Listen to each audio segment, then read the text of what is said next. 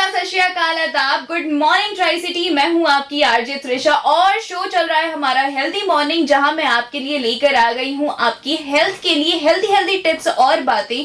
और इसी के साथ हमारे साथ है आकांक्षा गौर, जो कि एक योगा ट्रेनर है, बहुत ही टैलेंटेड है, नेशनल गेम्स अवार्डी है, very beautiful, sweet and optimistic है। तो मैम, आप कैसे हो एंड कैसा लग रहा है आपको यहाँ पर आकर? बहुत अच्छा लग रहा है। मेरा फर्स्ट टाइम ये इंटरव्यू का एक्सपीरियंस है एंड आई होप बहुत कुछ सीख के जाऊंगी मैं यहाँ से। और थोड़ी सी नर्वसनेस है क्योंकि फर्स्ट टाइम है ऑब्वियसली, बट अच्छा लग रहा है। आपका माहौल बहुत अच्छा है, बहुत फ्रेंडली है।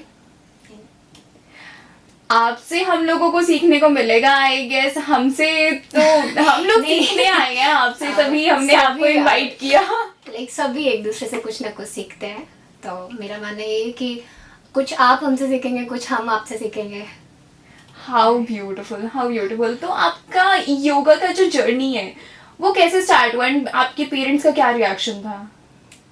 एक्चुअली मेरी योगा की जो जर्नी है वो मेरे पेरेंट्स के उस परमिशन से ही स्टार्ट हुआ है। एक्चुअली मैं 5th क्लास से गुरुकुल में मैंने पढ़ाई की है एंड जब मैं गुरुकुल में पढ़ने गई तो वहाँ पे जैसे स्कूल्स में गेम्स वगैरह होते हैं, वही वहाँ पे योगा में भी गेम्स होते हैं। कुछ लोगों को ये नहीं पता है कि योगा में गेम्स होते हैं या नहीं, बट अभी गवर्नमेंट ने ये योगा को एंड मलखम्ब को योग में गेम्स में डाल दिया है। तो जब मैं गुरुकुल गई 5th क्लास से ही मैंने योगा की प्रैक्टिस स्टार्ट की एंड 3 मंथ्स के बाद ही मैंने फर्स्ट कॉम्पिटिशन वहाँ पे अटेंड किया एंड वहाँ से मेरी योगा की जर्नी स्टार्ट हुई।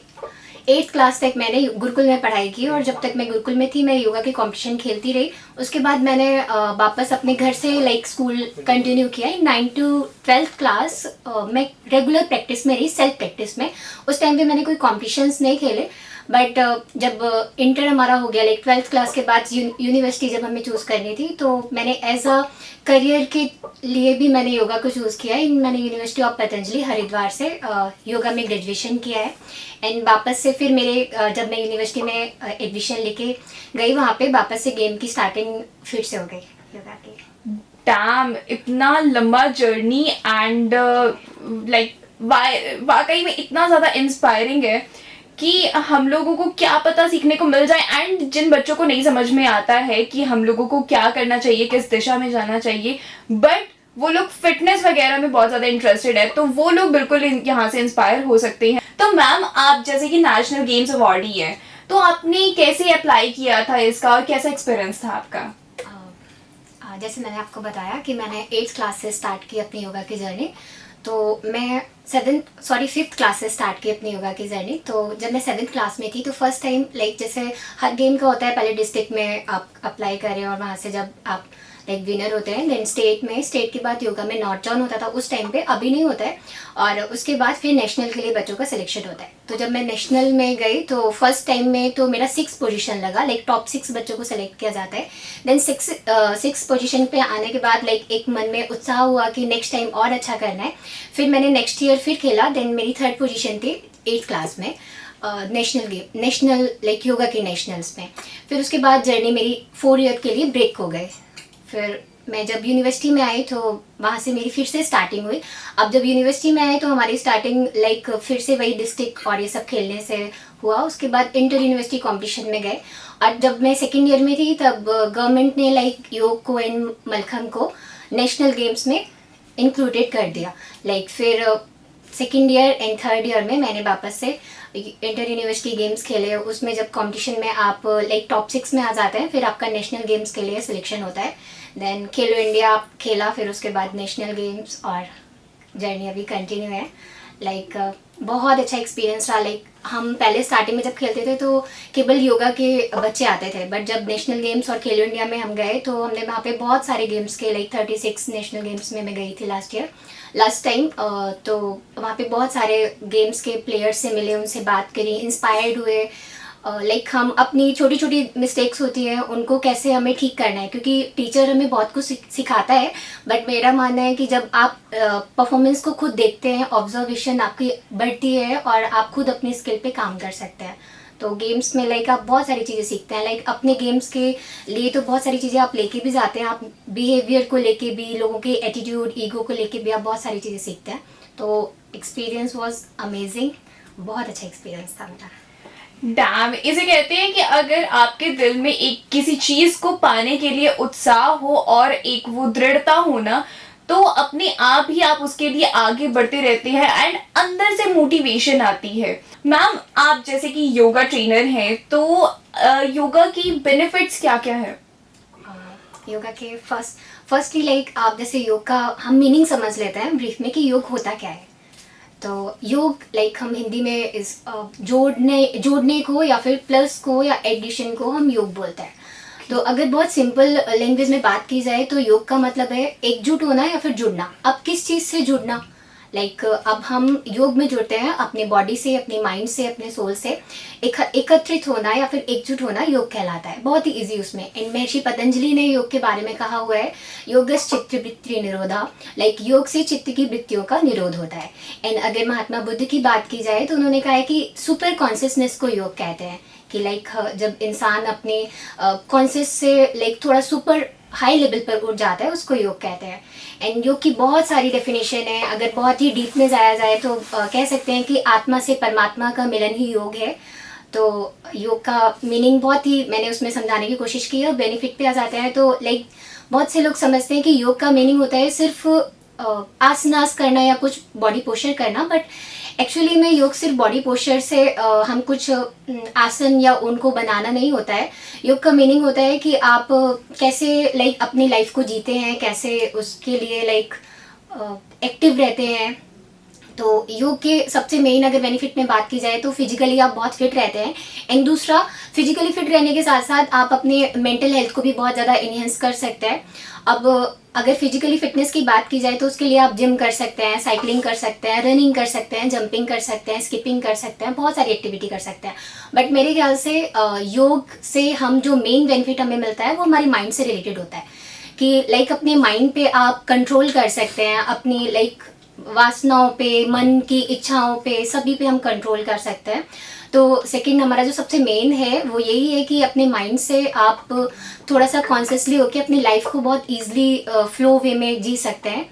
एंड नेक्स्ट अगर हम किया जाए तो हम अपने ईगो पे लाइक माइंड से रिलेटेड जितने भी हमारे इमोशंस है, ईगो है, इन सब पे हम कंट्रोल पा सकते हैं। इन लाइफ को एक नए नज़रिए से देख सकते हैं। और दूसरा, बहुत सिंपल लैंग्वेज में एक और डेफिनेशन मैं आपको बोलूँगी कि गीता में श्री कृष्ण कहते हैं समत्वम योग उच्यते, लाइक समता का भाव ही योग है। आप लाइक सुख और दुख में लाइक एक साथ जब जीवन को यापन करना शुरू कर दें, वह योग कहलाता है। ऐसा नहीं है कि जब हमें कोई खुशी मिल गई है तो हम बहुत ज़्यादा एक्साइटमेंट में आके लाइक वहीं पे बस वही ज़िंदगी है ऐसा समझने लग जाएं, या फिर कोई दुख मिल गया है तो हम बहुत ज़्यादा सैड होकर बैठ जाएं, अपनी हॉप को छोड़ दें।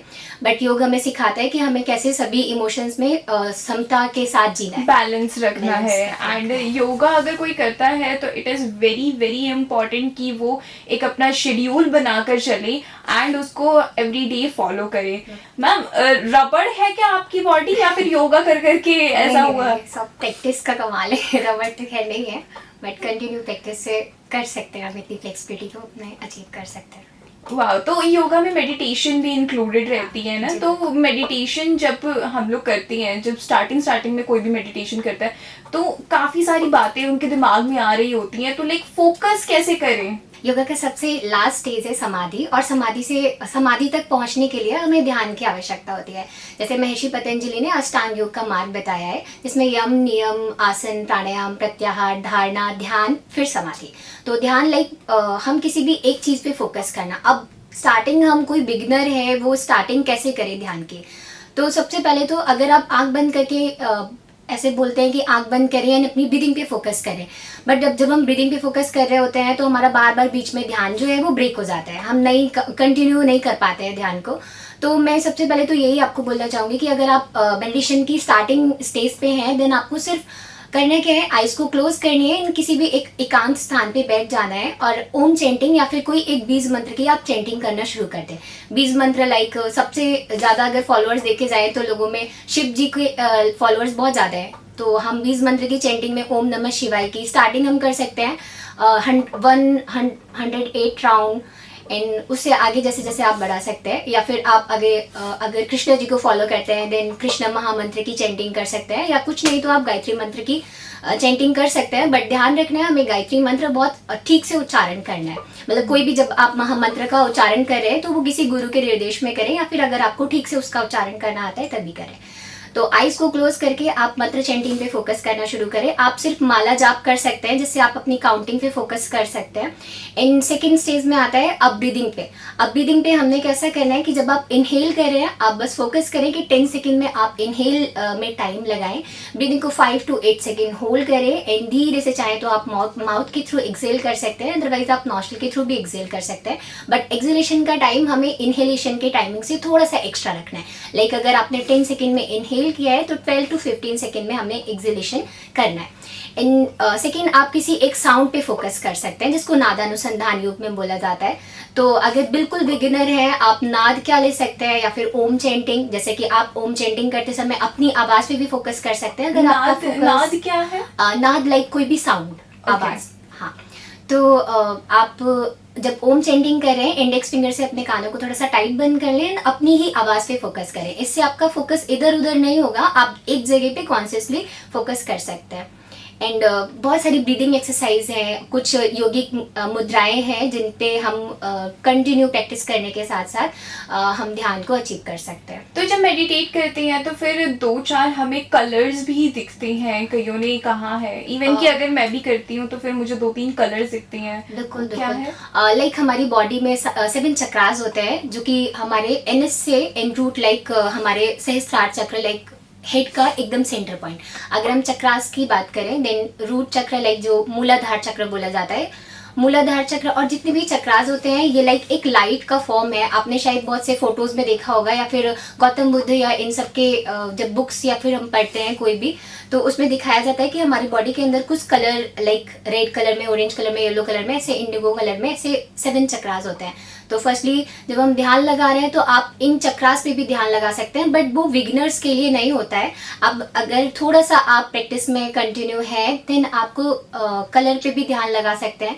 अगर बात की जाए अगर हम माइंड को कंट्रोल करना चाहते हैं तो हम अपने आज्ञा चक्र पर फोकस करें। आज्ञा चक्र जिसको बोलते हैं आईब्रोज का सेंटर वाला पार्ट, या फिर जहाँ पे हम तिलक लगाते हैं। जैसे कि तिलक लगाना भी एक तरीके का मेडिटेशन, हम एक उसका पार्ट बोल सकते हैं कि हमने यहाँ पर चंदन का टीका लगाया है, या फिर रोलिंग है उसका। उससे एक बहुत पावरफुल सेंसेशन बिल्कुल, होता है बिल्कुल। जब भी हम लोग टीका या फिर चंदन लगाते हैं। बिल्कुल। अब वो जो लगाता है उसके लिए तो होता ही होता है, इनफैक्ट जो आपको सामने से ऑब्जर्व कर रहा है, जो आपको देख रहा है, उस पर भी बहुत पॉजिटिव इफेक्ट पड़ता है। तो लाइक अगर आप ध्यान लगाना चाहते हैं कलर पे, तो स्टार्टिंग में मैं आपको बोलूंगी कि आपको स्काई ब्लू कलर पर ध्यान लगाना चाहिए, या फिर ऑरेंज या येलो कलर पे। बिकॉज क्या होता है ये हमारे पॉजिटिव कलर, जैसे कलर थेरेपी में बताया जाता है कि पॉजिटिव कलर कौन कौन से होते हैं। तो अगर आप बहुत बेसिकली उसमें देखे जाए तो हमारे मंदिरों में जो झंडा होता है या फिर हम जो टीका जिस कलर का लगाते हैं वो सब पॉजिटिव कलर्स है। लाइक वो हमारी एनर्जी को इनहेंस करने का काम करते हैं, आपके माइंड को कंट्रोल या फिर कॉन्शियस को थोड़ा सा सुपर हाई कॉन्शियस में आपको पहुंचाने का काम करते हैं। तो स्टार्टिंग में आप स्काई ब्लू कलर, आप चाहें तो अगर बहुत ज़्यादा नर्वसनेस हो रही है या फिर बहुत ज़्यादा ओवर थिंकिंग हो रही है, आप कुछ ना करें, ग्राउंड में जाएं एंड स्काई को देखना शुरू कर दें, क्योंकि स्काई आपके वही ब्रेन को मतलब ओवर थिंकिंग को कम करने का काम करता है।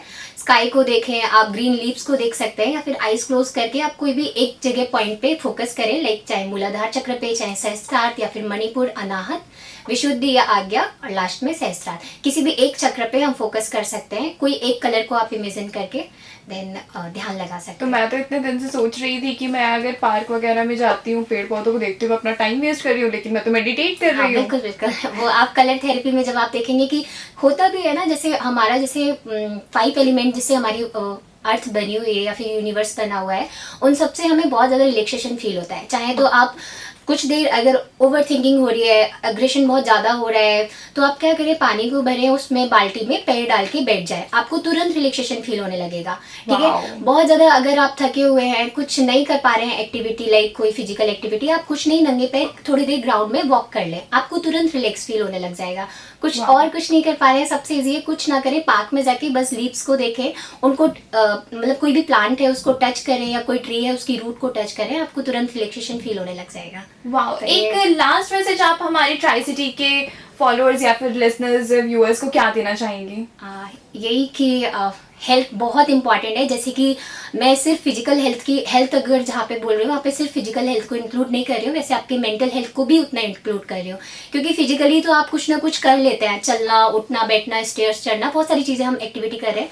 बट प्लीज़ अपने पूरे 24 घंटे में से मिनिमम 15 मिनट का तो टाइम निकालें कि आप अपने माइंड को ट्रेन कर सकें, अपने माइंड को भी रिलैक्सेशन दे सकें। क्योंकि अभी स्ट्रेस इतना ज़्यादा बढ़ गया है कि आने वाले टाइम में क्या होगा हमें खुद नहीं पता है। बट आप धीरे धीरे उसको कंट्रोल करें, स्ट्रेस को बहुत ज़्यादा ना बढ़ने दें, ओवर थिंकिंग को बहुत ज़्यादा ना बढ़ने दें, स्माइल के साथ रहे और पॉजिटिव एनर्जी के साथ रहे। तो माइंड को थोड़ा सा कंट्रोल करने के लिए या फिर इमोशंस को थोड़ा सा शांत करने के लिए आप मेडिटेशन का सपोर्ट ले सकते हैं। अगर कुछ नहीं तो आप म्यूजिक थेरेपी, लाइक कोई भी भजन या कोई भी प्रेयर उसको सुन सकते हैं। Music is the best therapy and I suggest to everyone कि अगर कुछ नहीं है तो म्यूजिक आराम से सुनो। लेकिन म्यूजिक के टाइप पे बहुत डिपेंड करता है कि आप कैसा म्यूजिक सुन रहे हैं। इसी के साथ मैं आपसे मिलूंगी नेक्स्ट वीक इसी टाइम पे एक अलग शो के साथ, एक अलग टिप्स के साथ। तब तक के लिए आप सुनते रहिए प्यारे प्यारे गाने ओनली ऑन देशभक्त रेडियो 107.8 FM, आपकी आवाज।